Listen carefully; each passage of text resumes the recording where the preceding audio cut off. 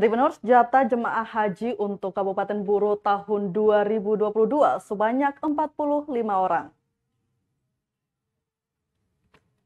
Pemerintah telah menetapkan kuota calon jemaah haji Maluku sebanyak 494 orang.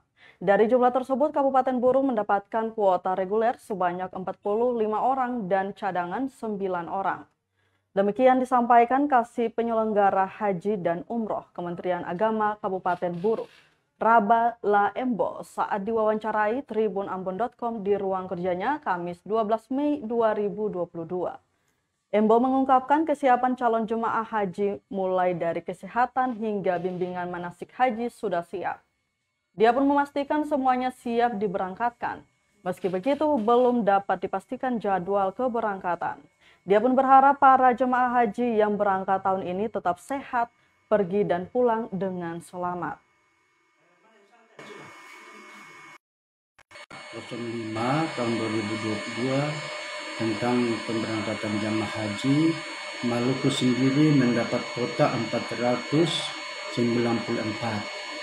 dan Buru dari Buru setelah pembagian per kabupaten, maka Kabupaten Buru mendapatkan kuota 45 orang.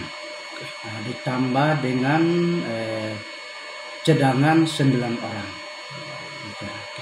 Ya, untuk kesiapannya sendiri menjelang ibadah seperti apa, Pak? Ya, Alhamdulillah, kalau kesiapan terkait dengan bimbingan manasik haji, kita di Kabupaten Buru ini setiap bulan, ya, dari mulai awal tahun 2020, 2021, itu kami senantiasa melakukan kegiatan manasik setiap bulan itu 2 kali.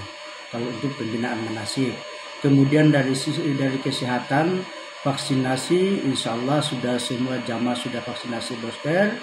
Nah, tinggal mungkin yang kita siapkan sekarang ini, kami insya Allah sedang melakukan koordinasi dengan Dinas Kesehatan. Besok kami akan sampaikan daftar nama-nama yang sesuai dengan keputusan Menteri Agama 405 tersebut yang berhak berangkat. Nah, setelah itu insya Allah akan melakukan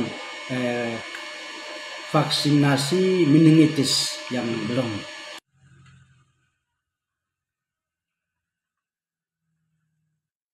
Terima kasih sudah nonton. Jangan lupa like, subscribe, dan share ya.